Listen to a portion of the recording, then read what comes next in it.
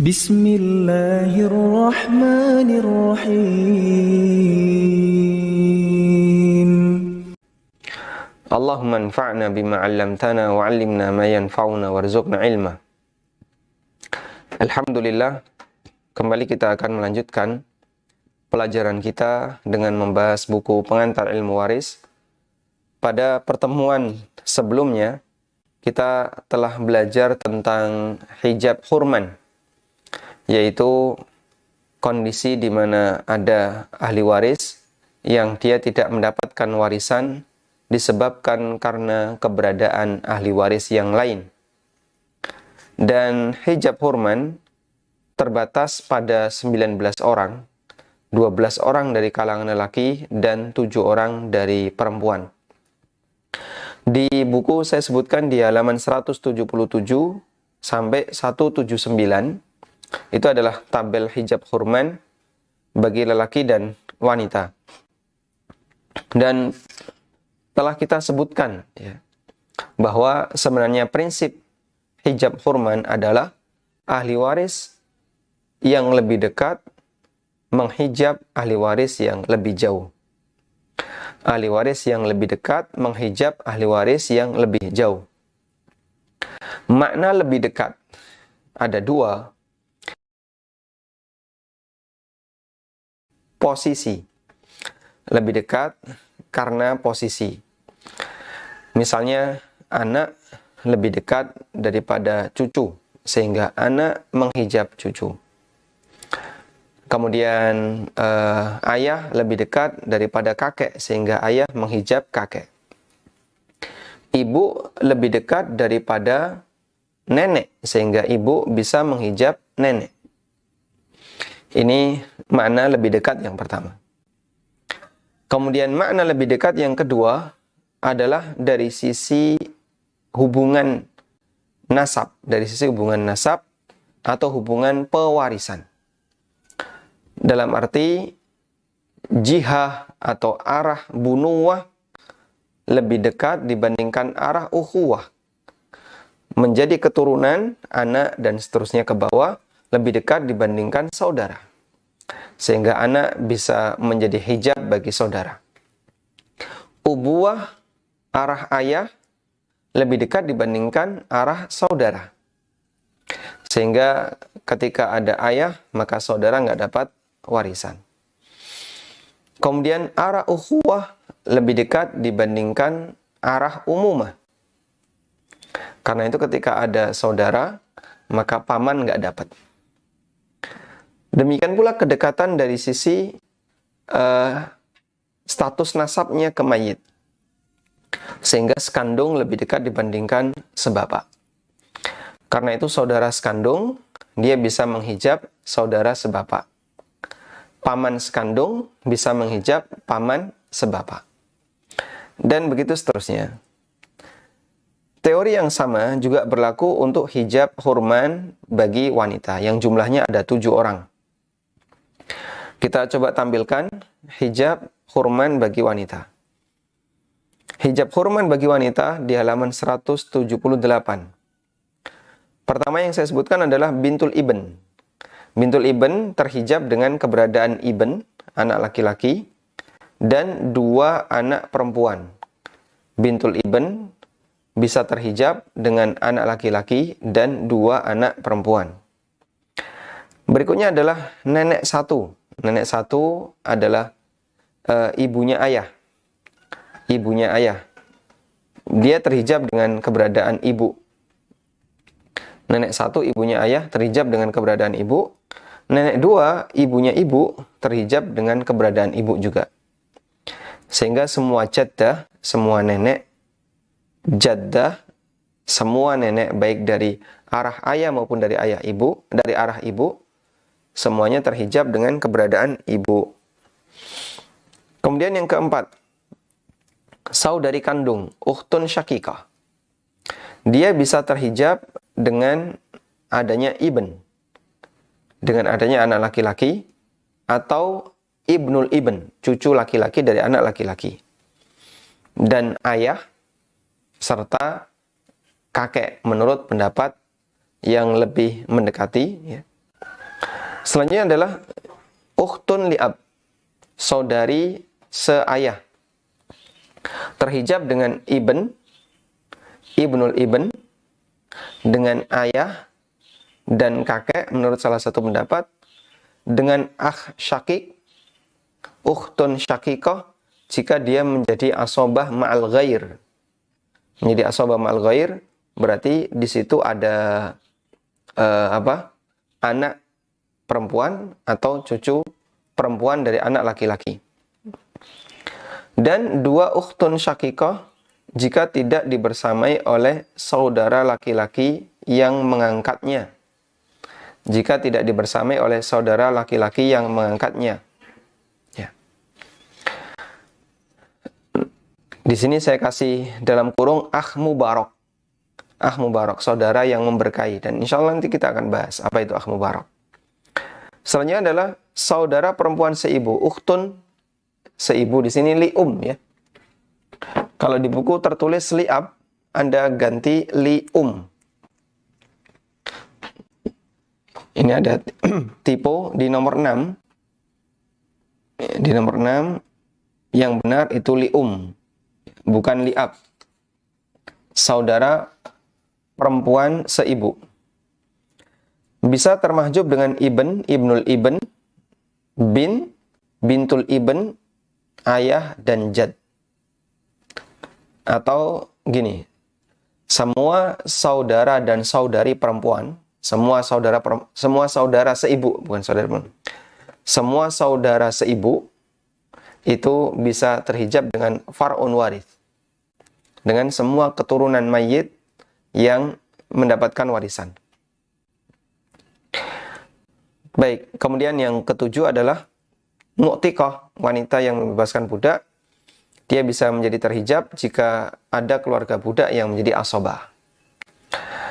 Tayyib, dan sekali lagi kami ingatkan, di sini juga saya tulis, saya berharap Anda tidak terbebani untuk menghafal daftar ini.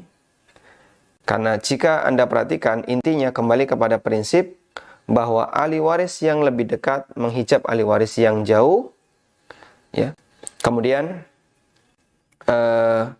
jika kita bisa memahami jalur nasab sebagaimana yang sudah pernah kita bahas, insya Allah tidak terlalu rumit untuk memahami teori ini. Baik.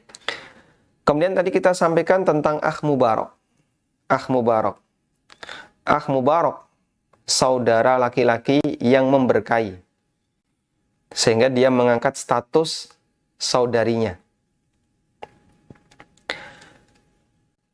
Adalah saudara laki-laki yang andaikan tidak ada dia, maka saudara perempuan ini tidak dapat warisan.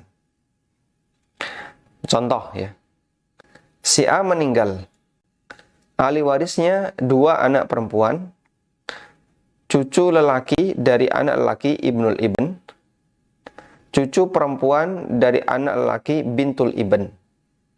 Bagaimana pembagian warisannya? Kita coba selesaikan. Kedua anak perempuan mendapatkan 2/3. Diperhatikan di situ tidak ada anak laki-laki. Adanya cucu lelaki dari anak laki-laki ibnul ibn dan cucu perempuan dari anak lelaki bintul ibn. Adanya 2 anak perempuan dan ada ibnul ibn atau dan bintul ibn. Tayyib. Kedua anak perempuan mendapatkan 2/3. Cucu lelaki dan cucu perempuan menjadi asobah. Andaikan tidak ada cucu lelaki, maka cucu perempuan bintul ibn gugur jatah warisannya. Baik. Andaikan tidak ada cucu lelaki dari anak lelaki, maka cucu perempuan dari anak perempuan tadi dari anak lelaki gugur jatah warisannya. Kita tuliskan seperti ini ya.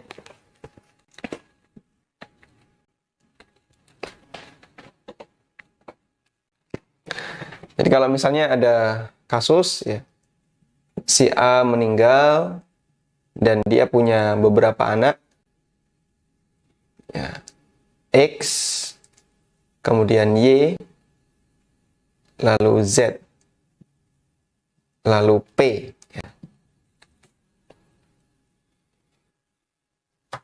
X ini anak lelaki, Y anak laki-laki, Z perempuan, P juga perempuan.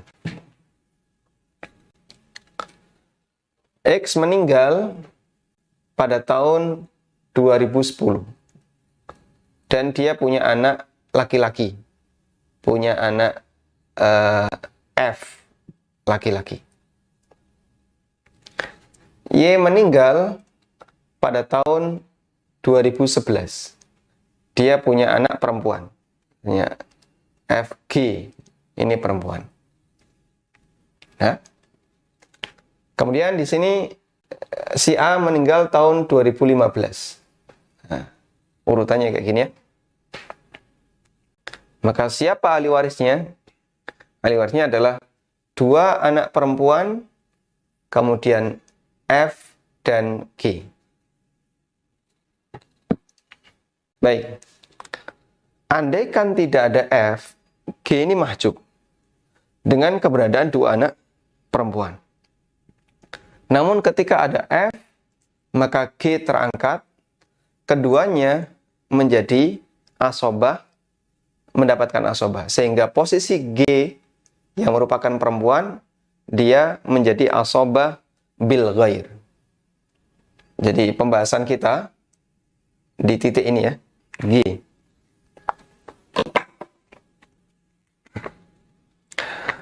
Dua anak perempuan, Z dan T, dia mendapatkan 2/3.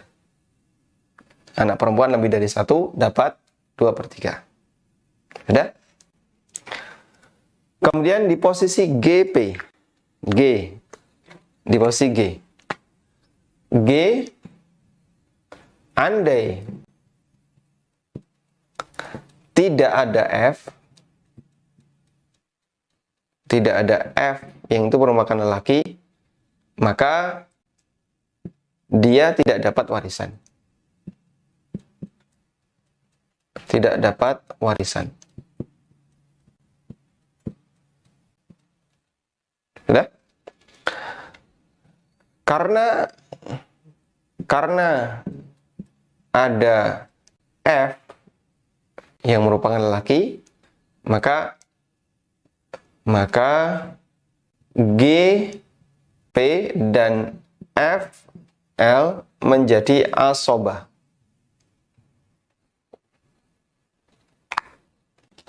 G, P, G yang merupakan perempuan, dan F yang merupakan lelaki menjadi asobah. Sehingga posisi G di situ menjadi asobah karena diangkat oleh saudaranya, jadinya apa? Asobah bil ghair. Asobah bil ghair. Nah, posisi F yang mengangkat GP, yang mengangkat G, si cucu perempuan ini dari anak lelaki, posisi F, karena dia yang menyebabkan G dapat warisan, maka dia disebut dengan akh mubarak. Disebut dengan akh mubarak. Saudara yang memberkahi. Sehingga menyebabkan si G ini dapat warisan. Baik.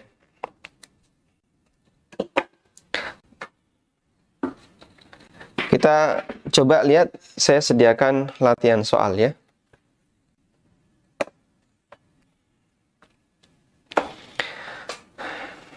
Contoh kasus 15. Keluarga tanpa anak. Si A meninggal, ahli warisnya suami, anak perempuan 1 orang, saudara seibu, ibu, dan paman sebapak. Paman dari bapak. Bukan paman sebapak ya. Paman dari bapak. Am. Siapa saja yang mahjub dan siapa hajibnya?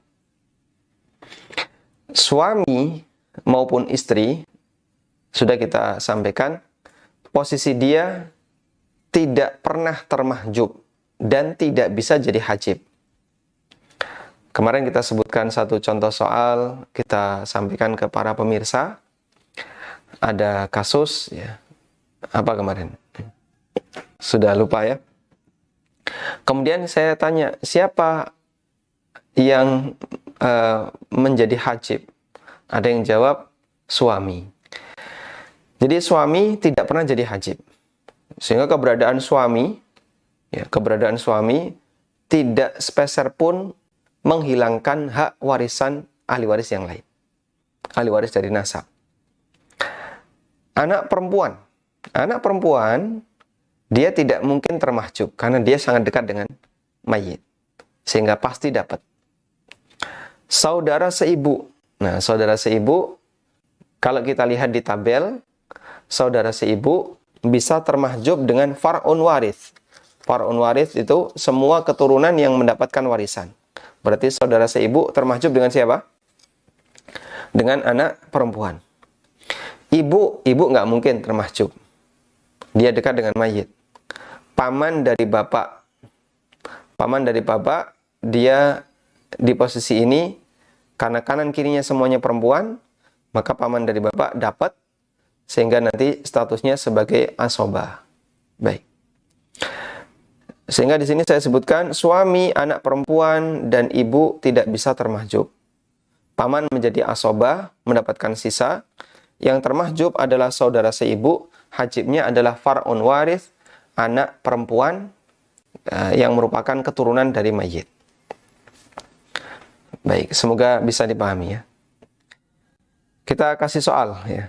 Soal, silahkan ditulis, kita diketik Pak.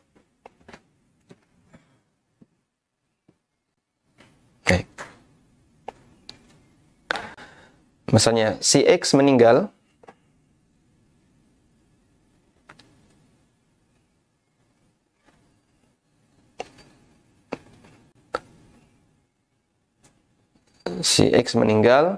ahli warisnya adalah istri, dua saudari kandung, tiga saudari seayah, kemudian dua anak perempuan, baik, dan paman. Baik. Ditampilin sekarang. Si X meninggal, ahli warisnya, sambil menunggu tim menampilkan.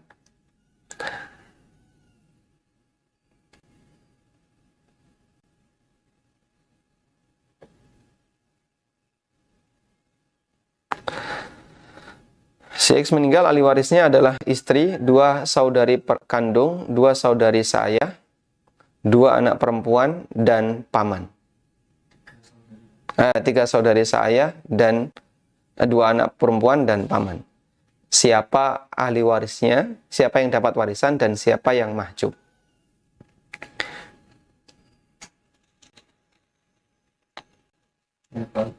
Siapa yang dapat warisan dan siapa yang mahjub. Baik. Silahkan dikerjakan. Nah, bismillah.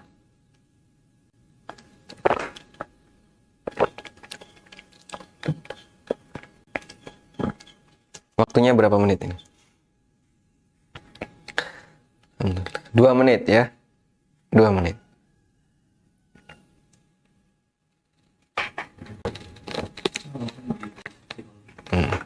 Jawaban silakan disampaikan di kolom komentar.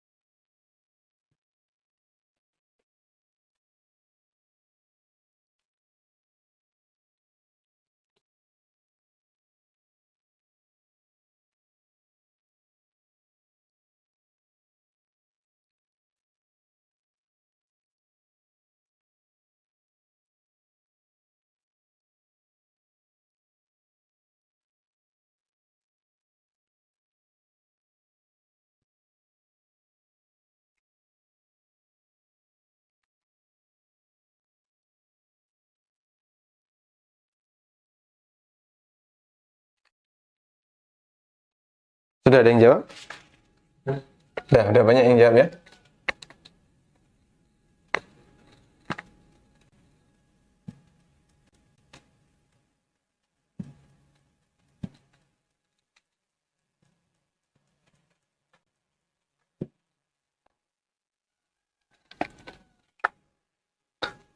Baik, sudah? Coba kita tampilkan. Bagannya kurang lebih seperti ini. Ketika si X meninggal dunia, ahli warisnya ada istri, anak perempuan, saudari kandung, ukhtun syakikah, saudari sebapak, ukhtun li'ab, dan paman. Masalah jumlah orangnya itu Anda bisa tulis belakangan. Karena kalau jumlah orangnya misalnya tertentu ada 2, 3, dan seterusnya, tinggal nanti dibagi rata. Untuk memperingkas, tulis saja posisinya. Oh, posisinya dia sebagai saudari kandung, sebagai saudari sebapak, sebagai anak perempuan. Nanti masalah jumlahnya, kecuali di anak perempuan ini. Anak perempuan tadi ada berapa? 2 ya. 2 anak perempuan. 2 anak perempuan, kemudian 2 saudari. Nah, nanti tinggal dibagi rata. Sudah? Kita dahulukan ya. Kita dahulukan ahli waris yang tidak mungkin mahjub. Tidak mungkin tertutupi. Siapa saja dia yang sangat dekat dengan mayit, istri. Dia dapat, karena mayit punya keturunan 1/8. Tidak mungkin berikutnya adalah anak perempuan. Karena dia lebih dari 1, maka anak perempuan ini dapat 2/3. Nah, selanjutnya pembicaraan kita ada di hawashi. Ada di hawashi. Sehingga dulu teori ini ya, teori 3 jalur yang ada di sekitar mayit, yaitu usul, furu', hawashi. Usul, furu', hawashi. Yang cukup rumit adalah ketika di situ ada hawashi.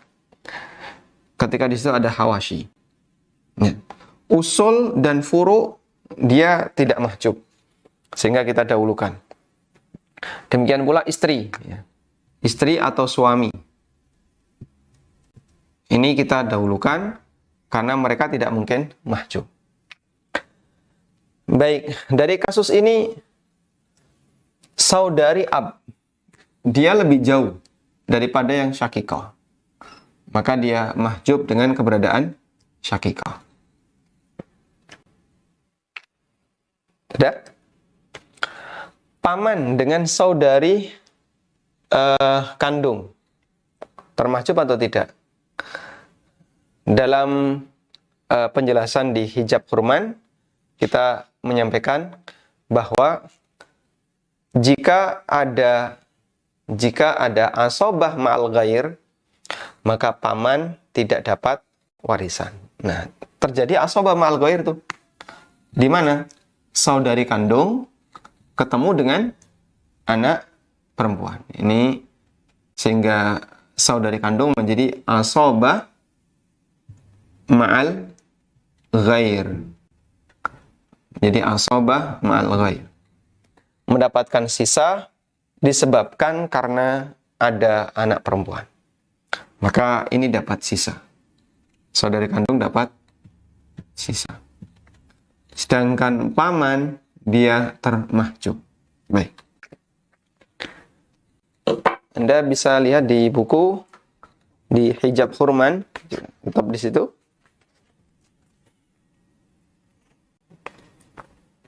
Nah, di halaman 178, posisi paman syakik, syakik, yang paling atas, nomor 8. Nah, paman syakik termahjub dengan ibnul ibn, ayah, kakek dari ayah, jad, akh syakik, saudara, kemudian akh li'ab, saudara sebapak, kemudian dia bisa termahjub dengan wanita, yaitu saudara perempuan kandung, ukhtun syakikah, dan saudara perempuan sebapak jika keduanya menjadi asabah ma'al ghair. Juga ibnul akh syakik dan ibnu akh li'ab. Jadi di sini ukhtun syakikah karena dia menjadi asabah ma'al ghair, maka paman nggak dapat. Sehingga yang dapat ada 3 orang, yaitu istri, 2 anak perempuan, dan ukhtun syakikah dapat sisanya. Sementara yang terhalangi adalah paman dan saudari seayah. Walhamdulillah. Ada yang benar jawabannya? Ada beberapa, di antaranya Muhammad Ridho yang tepat. Yang paling benar namanya Muhammad Ridho. Baik. Mungkin yang lain sebenarnya benar tapi dia nggak mau nyebut nama ya. Walhamdulillah. Tayyib.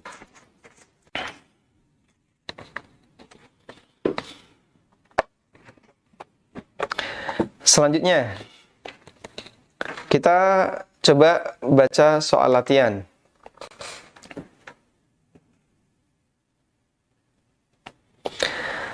Saya kasih judul Duka Nenek di halaman 180.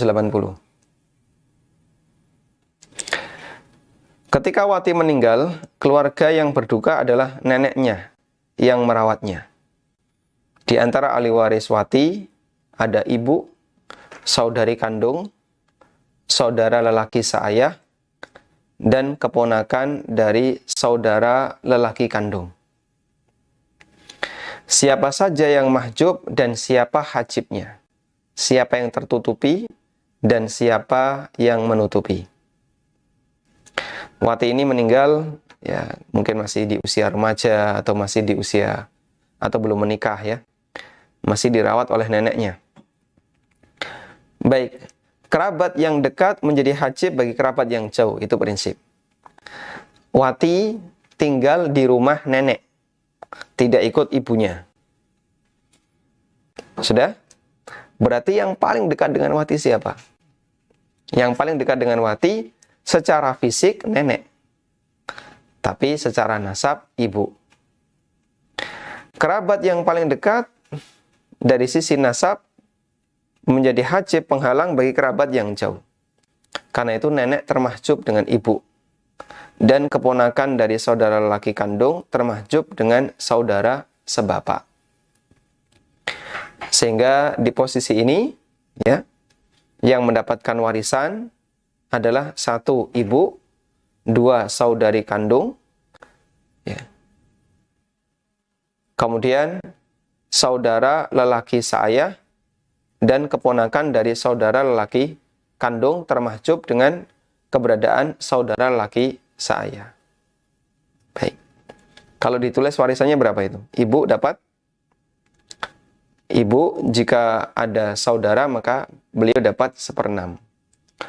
Kemudian saudari kandung karena sendirian dapat 1/2. Dan sisanya diambil oleh saudara lelaki seayah. Walhamdulillah. Tayyib. Kita telah menyelesaikan pembahasan tentang hijab khurman. Dan sekali lagi saya berharap Anda tidak merasa rumit dan kesulitan dalam menghafalkan ya. Intinya kembalikan kepada tabel, atau bukan tabel, bagan yang dulu pernah kita buat. Insya Allah dengan bantuan bagan itu akan sangat memudahkan bagi kita untuk mengenal kedekatan, kemudian mengenal siapa yang menjadi hajib dan siapa yang menjadi mahjub. Dan ada beberapa kondisi khusus, tinggal kita hafalkan sejenak, ya, seperti asobah ma'al ghair, bisa menutup paman. Ya. Yang itu perlu untuk kita hafalkan sejenak. Dan asobah ma'al ghair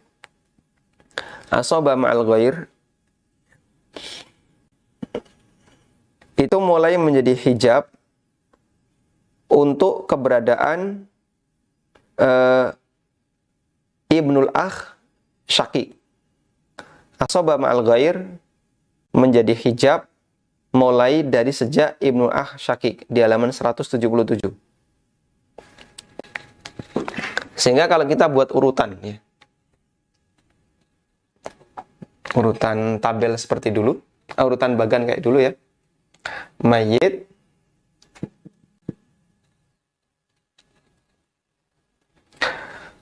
kemudian di sini ada saudara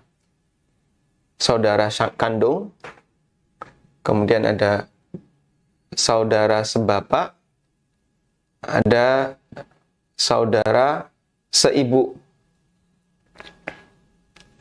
Terus ini ada anaknya ya, ibn. Ini kan akh syakik, ibnu akh syakik, ibn akh li'ab. Dah? Nah, di posisi ini, sejak ini kalau dulu kita kasih nomor ya, nomor 1 anak, 2 cucu, 3 bapak, 4 kakek. Ini nomor 5. 5, 6, 7, 8, 9. Betul ya. Kemudian baru ke arah paman. Ini kan ibn, kemudian ibnul ibn, kemudian ayah, lalu kakek. Ini di urutan nomor 5. Nah, status asobah ma'al ghair. Asobah ma'al ghair bisa menjadi hijab jika atau mulai nomor 8 ke atas. 8, 9, nanti ada paman ya. Paman kandung, paman seayah. 9, 10, 11, terus anaknya paman. 12, 13, kemudian suami dan mu'tik. Ya, pas 15 ya. Jadi di posisi mulai dari nomor 8 dan seterusnya ke atas itu asobah ma'al ghair bisa menjadi hijab. Baik. Insya Allah tidak bingung ya. Sehingga asobah ma'al ghair tidak bisa menghijab yang 5, 6, apalagi 1, 2 dan seterusnya. Walhamdulillah.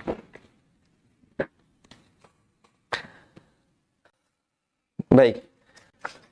Dan kita selesai membahas bab ke-22. Berikutnya kita beralih ke bab 23. Nah, bab 23 ini tidak kita bahas di kajian. Namun di bab ini nanti akan kita jadikan sebagai referensi ketika kita melakukan perhitungan. Tabel jatah warisan untuk 15 ahli waris lelaki dan 10 ahli waris perempuan. 10 ahli waris perempuan.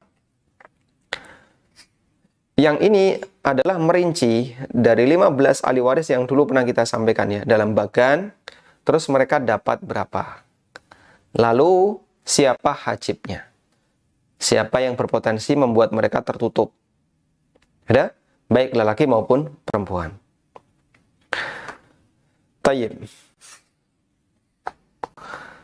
Insya Allah cukup jelas. Dan coba Anda perhatikan yang lelaki. Lelaki itu semuanya asobah. Lelaki semuanya asobah. Mulai dari nomor 1 sampai nomor 13. Semua lelaki yang punya hubungan nasab dengan mayit semuanya dapat jatah asobah. Anak lelaki asobah. Cucu lelaki dari anak laki-laki ibnul ibn asobah. Ayah asobah. Dia dapat 1/6 di kondisi tertentu. Kemudian kakek asobah juga dapat 1/6 di kondisi tertentu. Kemudian saudara laki kandung akh syakik asobah juga. Saudara laki seayah asobah juga. Nah, untuk saudara laki-laki seibu hanya ini kekhususan dapat 1/6. Dapat 1/6, dia tidak jadi asobah. Kenapa tidak jadi asobah? Karena hubungan saudara laki seibu dengan mayit itu melewati seorang wanita, yaitu ibunya. Kemudian keponakan asobah. Semuanya asobah. Jadi yang tidak asobah hanya di posisi ayah dapat 1/6 dan saudara lelaki seibu dapat 1/6 jika sendirian atau dapat 1/3 jika bareng-bareng dengan saudaranya yang lain. Baik. Kemudian yang dikecualikan di sini adalah suami. Suami sudah ditetapkan dalam Al-Quran kalau nggak setengah 1/4. Tapi suami bukan nasab. Baik. Semoga bisa membantu untuk menghafal ya. Perlu dibuat bagan. Saya buatkan bagan lagi ya. Kata kuncinya memang di bagan ini. Kita hapus.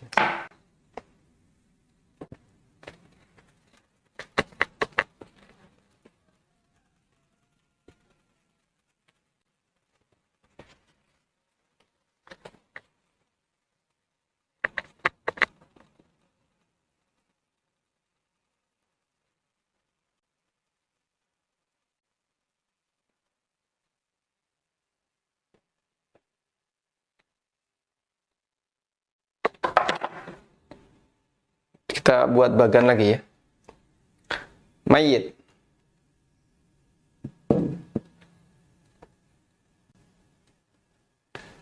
Ke bawah dulu. Ibn. Anak laki-laki. Ada komentar dari pemirsa, Pak tolong pakai bahasa Indonesia saja. Kepanjangan nanti ya. Saya nulisnya kepanjangan. Anak lelaki. Cucu lelaki dari anak laki-laki, ibnul ibn. Nah, ini lebih ringkas. Kalau kita tulis pakai bahasa Indonesia kan cucu lelaki dari anak lelaki. Terlalu panjang. Ayah. Kemudian kakek. Nah, ini pakai bahasa Indonesia karena Arab sama Indonesianya kurang lebih sama. Sudah?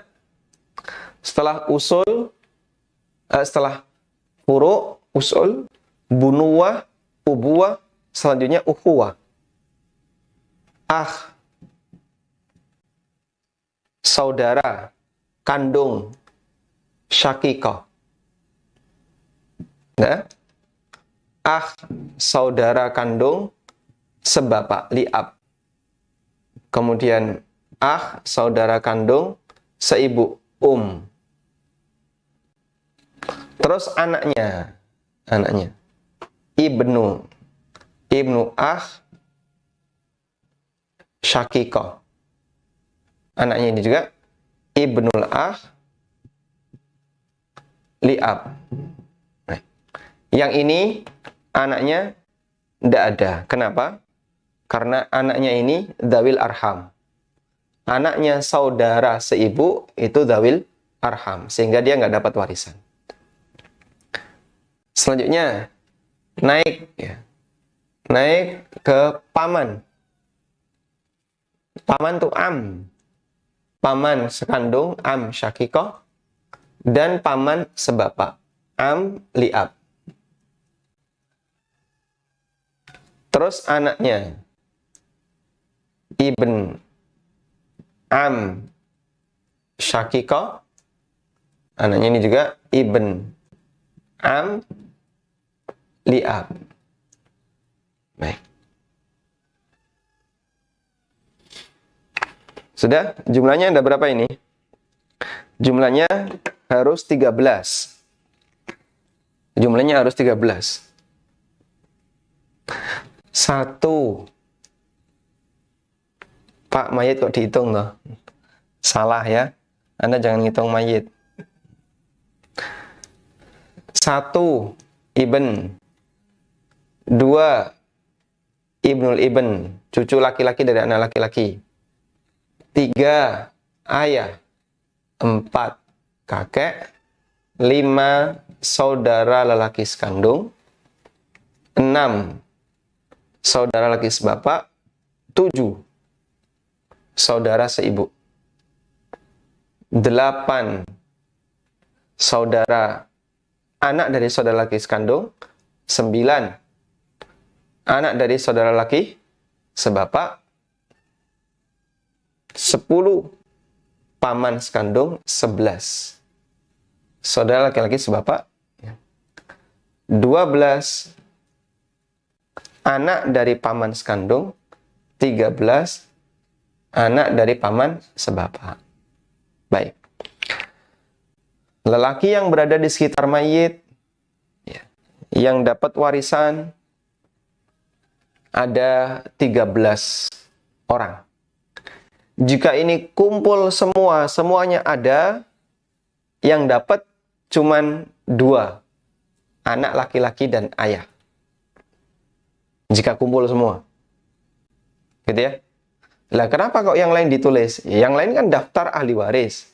Masalah dia dapat warisan ataukah tidak, itu ada kondisi tertentu yang dijelaskan di belakang. Karena ahli waris yang lebih dekat menghijab, menghalangi ahli waris yang lebih jauh. Tapi semuanya tetap harus ditulis. Baik. Dan semua ahli waris ini dapat asobah. Semua ahli waris ini dapat asobah. Kecuali untuk ayah dan kakek, dia dapat asobah dan sekaligus dapat jatah tertentu. Ayah ini bisa asobah, bisa 1/6. Kakek juga sama sebagaimana ayah. Bisa asobah, bisa 1/6. Sehingga kakek kondisinya sebagaimana ayah. Ada? Terus satu lagi yang dikecualikan adalah ahli saudari seibu. Saudari seibu ini dikecualikan. Baik, Anda bisa membaca kenapa dia dikecualikan, ya. Karena hubungannya dengan mayit didahului dengan keberadaan siapa? Wanita, yaitu ibu. Saudari seibu. Nah, hubungannya dengan mayit didahului dengan keberadaan wanita. Karena itulah dia tidak dapat asobah, tapi dapat jatah tertentu. Pertama, 1/6 jika sendirian. Yang kedua, 1/3 jika ahli ini ada beberapa orang. Baik, ini cara untuk paling gampang menghafalkan ahli waris dari kalangan lelaki. Pokoknya kalau ada asobah, beres ya. Nah, mereka ini tidak tertutupi dengan keberadaan wanita. Mereka ini tidak tertutupi dengan keberadaan wanita, kecuali saudara seibu tertutupi dengan keberadaan keturunan yang dapat warisan, baik laki maupun perempuan. Sehingga ada anak perempuan, saudara seibu tertutupi. Satu. Yang kedua, mulai dari nomor 8. Mulai nomor 8 tertutupi bisa mahjub dengan asobah ma'al ghair. Dengan asobah ma'al ghair. Nah, asobah ma'al ghair itu siapa? Saudari perempuan ya. Saudari sekandung atau saudari seayah yang dibersamai oleh anak perempuan. Baik. Pak, mau tanya, silahkan ya. Mayatnya laki atau perempuan? Masya Allah, ya. Boleh ya, pertanyaan seperti itu. Mayatnya laki atau perempuan? Ya, bebas saja mau laki atau perempuan, nggak ngefek di sini. Nanti kalau mayatnya perempuan gimana? Ya, mayat perempuan kan bisa saja punya ini semua. Ya, yang penting dia punya harta, ya. Ada yang diwariskan maksudnya ya. Karena kemarin ada yang tanya itu mayatnya siapa Pak Ustadz? Saya nggak tahu namanya. Ya. Anda boleh kasih nama misalnya. Mayatnya siapa lah ya. Paice atau Painem silahkan ya. Sehingga status jenis kelamin mayit tidak mempengaruhi ini. baik laki maupun perempuan. Kecuali kalau misalnya Anda sebutkan di sini ya. Anda sebutkan di sini ahli waris berikutnya yang nomor 14. Nomor 14 adalah suami. Anda jangan nyebut mayatnya lelaki. Bahaya nanti ya. Nomor 14 suami. Berarti kita bisa pastikan mayatnya adalah perempuan.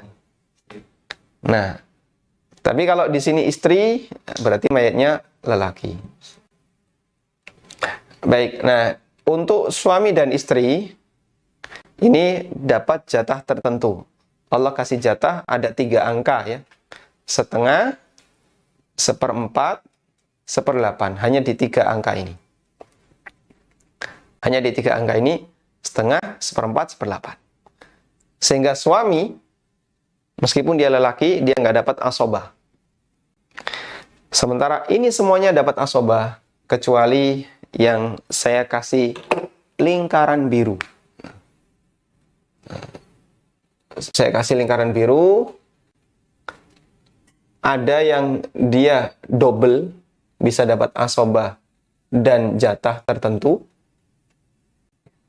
Ada yang hanya dapat jatah tertentu saja dan nggak dapat asobah, yaitu ahli. Selain itu semuanya dapat asobah. Alhamdulillah. Baik.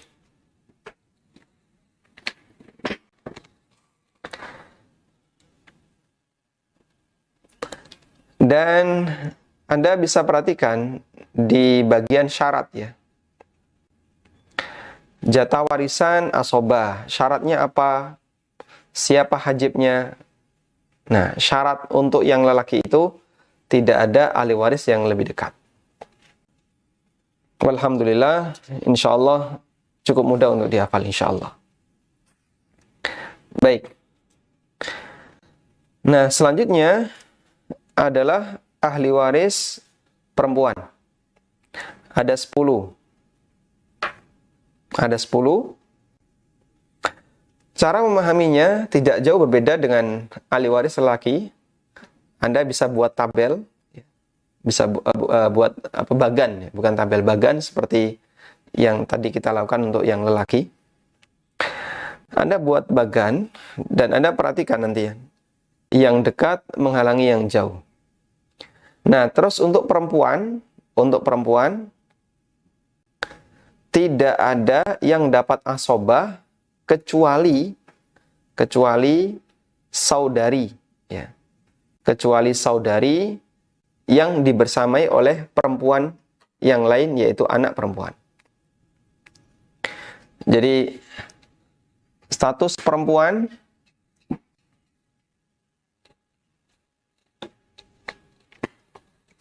ahli waris perempuan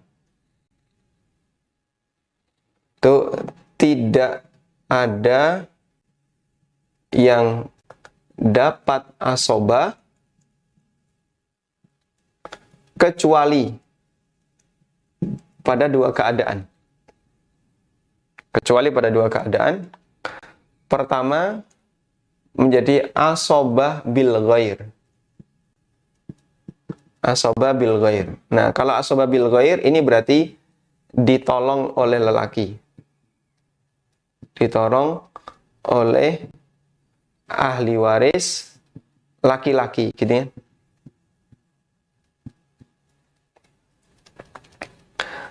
Yang kedua, asobah ma'al ghair. Yang kedua, asobah ma'al ghair. Untuk asobah ma'al ghair, ada 4 kondisi yang sudah pernah kita bahas ya. Dan itu terjadi pada 2 orang, yaitu saudari kandung dan atau penggantinya adalah saudari seayah. Saudari kandung atau saudari seayah. Dibersamai oleh bin atau bintul ibn. Ini juga sama, dibersamai oleh bin atau bintul ibn. Ada? Hanya ini wanita yang dapat asobah, sisanya tidak ada.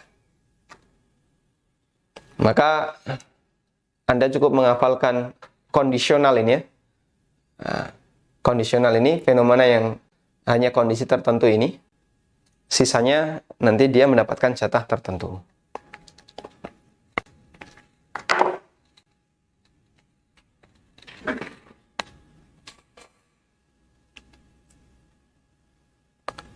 Tayyib. Kita coba lihat misalnya di halaman 184.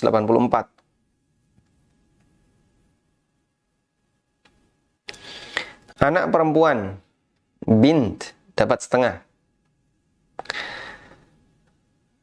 jika dia sendirian dan tidak ada saudara lelaki, tidak ada musyarik, tidak ada muasib, ya, tidak ada muasib, dan tidak ada musyarik. Bintun hanya seorang. Baik, ada dua istilah di situ yang saya sebutkan ya. Ada muasib, ada musyarik. Anda kasih catatan ya.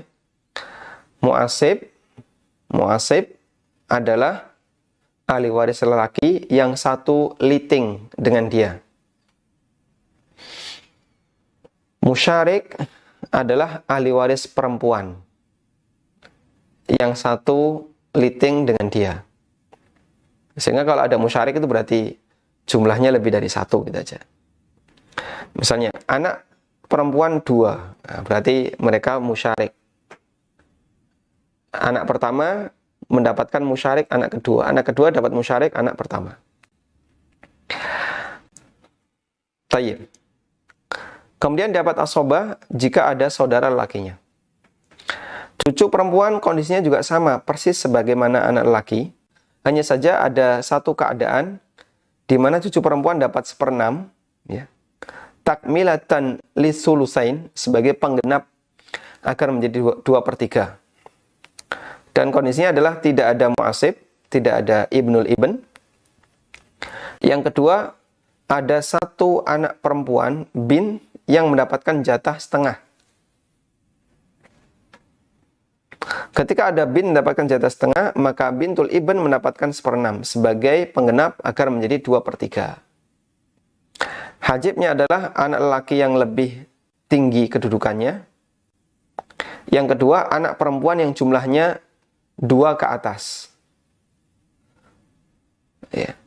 Akan tetapi, hajib nomor 2 ini tidak berlaku jika bintul ibn menjadi asobah bil ghair karena ada ibnul ibn. Bingung nggak ini? Tidak ya? Tadi sudah kita gambarkan ya. Mubarak tadi. Mubarak. Cucu perempuan dari anak lelaki.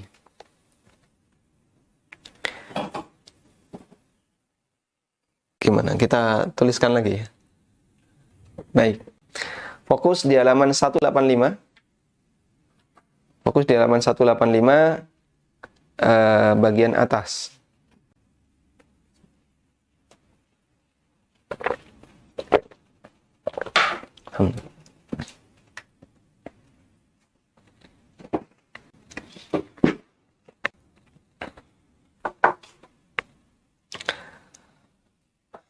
Baik, kita fokus di cucu ya, cucu perempuan. Mayit X mati ya, dia punya anak A, B, C, D. Nah, ini perempuan, laki-laki. Nah,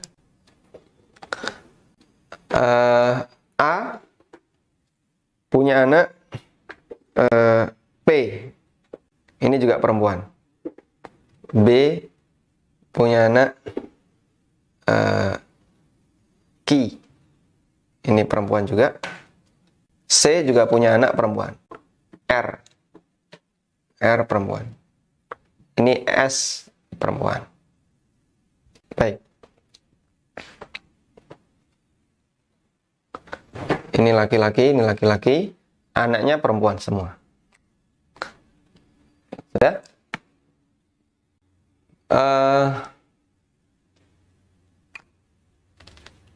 Sebentar, kasih anak anak laki-laki ya, yang ini.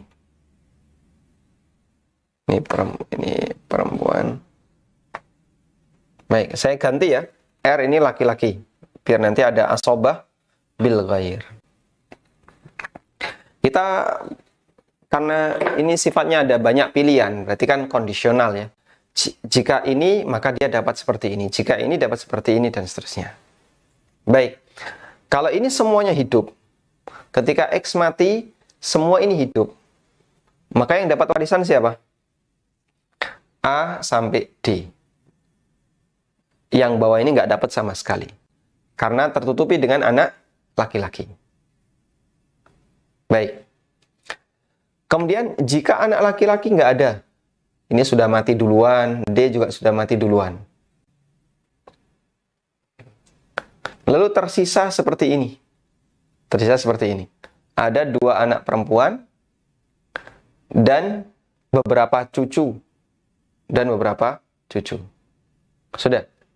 Baik. Siapa yang dapat warisan? Yang dapat warisan, pertama, kedua anak perempuan ini. Ini nanti dapat 2/3. Baik.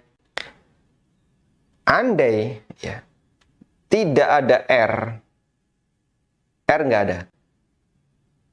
Baik, R nggak ada. PQ dapat nggak? PQ nggak dapat. Kenapa nggak dapat? Karena terhalangi oleh ibunya, dan PQ ini dawil arham, cucu perempuan dari anak perempuan dawil arham. Dia nggak dapat. Nggak dapat, saya kasih coretan biru. Nggak dapat. Nggak dapat. Dia dawil arham. Nggak dapat ya.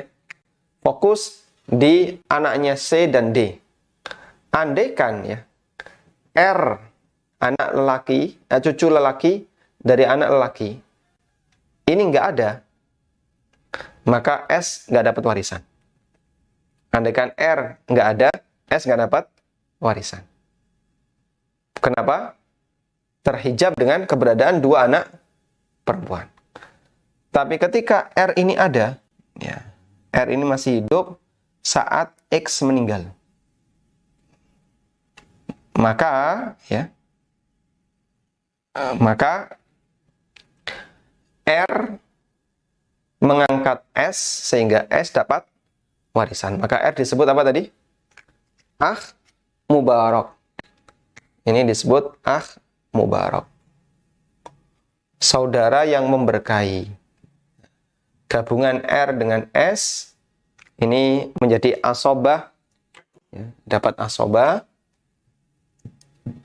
dan S ini berarti statusnya adalah asobah bil ghair, dapat sisa karena diangkat oleh R. Baik. Andaikan anak perempuannya 1. Nah, anak perempuannya 1 berarti si B ini sudah meninggal. Maka A dapat setengah. A dapat setengah. Kalau tidak ada R, maka S dapat 1/6. Takmilatan sulusain. Ya. Tapi kalau ada R, nanti ini dapat asobah. Baik. Nah, kondisional seperti ini yang jumlahnya cukup banyak. Ya, seperti cucu perempuan ada 4 kondisi ya. Dapat setengah, 2/3, 1/6, dan seterusnya. Anda mungkin perlu sedikit menghafal. Dapat sekian jika apa, dapat sekian jika apa, dan seterusnya. Tayyib. Rumit Pak ya. Masukkan aja di aplikasi. Ya silahkan.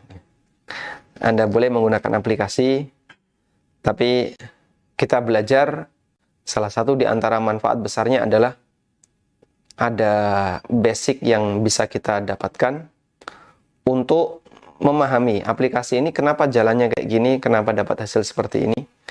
Sehingga salah satu manfaatnya Anda tahu, oh latar belakangnya kayak gini. Alhamdulillah, sampai bagian akhir ya. Baik, insya Allah cukup jelas. Dan nanti tabel ini akan sering kita buka-buka ya. Tabel ahli waris yang jumlahnya ada 15 laki-laki dan 10 perempuan akan sering kita buka ketika kita mengerjakan soal. Dan di beberapa workshop tentang warisan yang kami selenggarakan, kita kasih contoh soal dan open book, open tabel, kita sediakan tabel. Silakan bagi pemirsa yang ketika mendapatkan soal nanti merujuk ke tabel. Nah, dengan merujuk ke tabel, insya Allah akan lebih bisa memudahkan teknis perhitungan.